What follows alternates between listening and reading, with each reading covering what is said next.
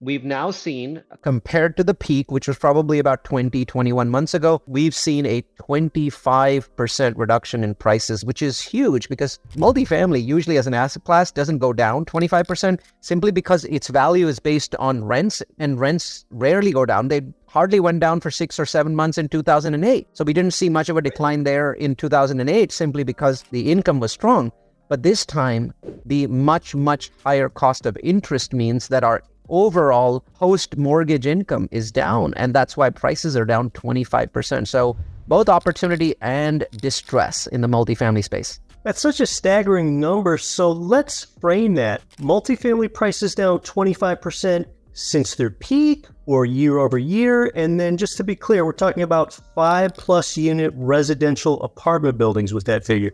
Yes, I'm glad you asked the question that way because I do need to qualify a few things. So first thing is down from peak, and depending upon different markets, the peak was either the last quarter of 2021 or the first quarter of 2022, and in a couple markets, even the second quarter of 2022. So I'm not saying year over year. Basically, they're down 25% in the last 18 or 20 months. So the second piece is that the down 25% is predominantly, let's call it, hotter markets in the United States. So if we're talking about a steady Eddie Midwest market like Kansas City or Indianapolis, then you're probably seeing a decline of half that amount. So maybe 12.5, 13, 14%. Where if you're talking about a very fast growing market, all the Texan markets, the Floridian markets, then you might be seeing declines of that 25% level. Since a lot of the transactions that did happen in the last 2 years were in the faster growing markets, that 25% number is still reasonable. And some people listening to this show might say, no, I don't think 25% is right. It's more like 20.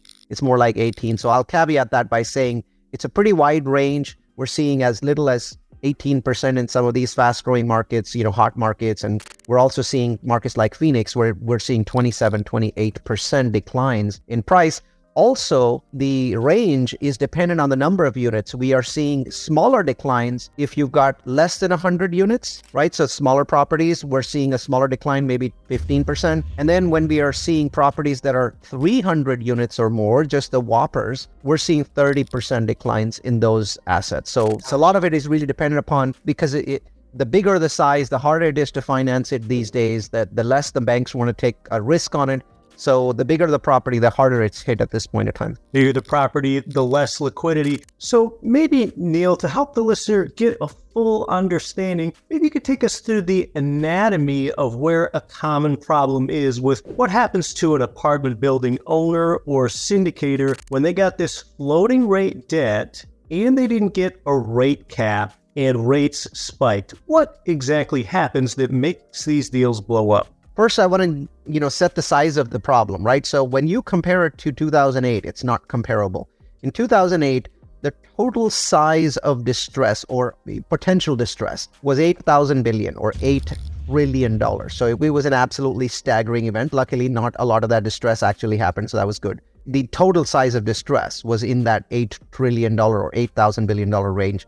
The total size of distress in the multifamily market appears to be in the $100 billion range. So about 1/80th of the size of the distress in 2008. So keep that in mind. Also, as a percentage of the overall multifamily industry, there's about 100,000 multifamily properties in the United States that are on the bigger size. Let's call them more than 50 units. There's 20 million apartment units total. 100,000 are the bigger properties. Of those 100,000, the distressed portion of the portfolios is about 3,000 properties. It could be as much as 4,000, but 3,000 is a very common number. So about 3% of the properties are distressed.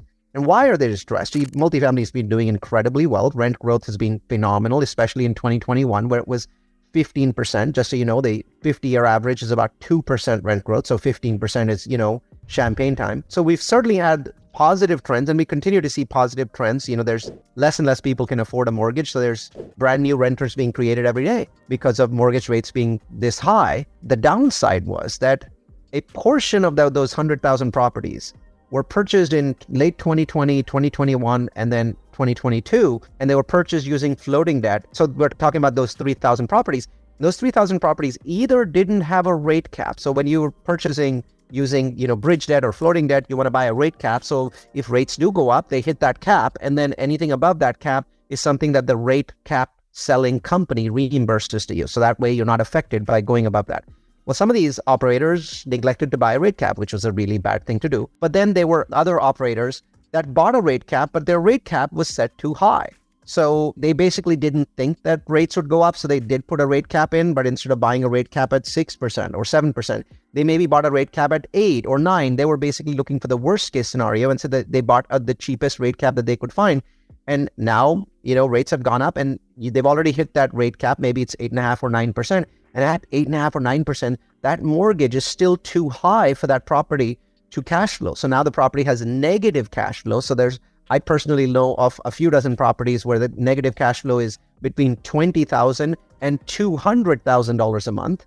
And that negative cash flow means that the syndicators, the general partners, are basically putting that money in themselves, or they're taking short-term loans, and they are now looking for a solution there. And their solutions are limited. I can give you a list of those, but their solutions are limited because the property is negative cash flow, and nobody wants to touch a property that's negative cash flow. If we say that he's a data-driven guy or what, that was some great perspective that the magnitude here of the multifamily reset problem has been about 1/80th of what the problem was in real estate during the global financial crisis. You can watch this one next.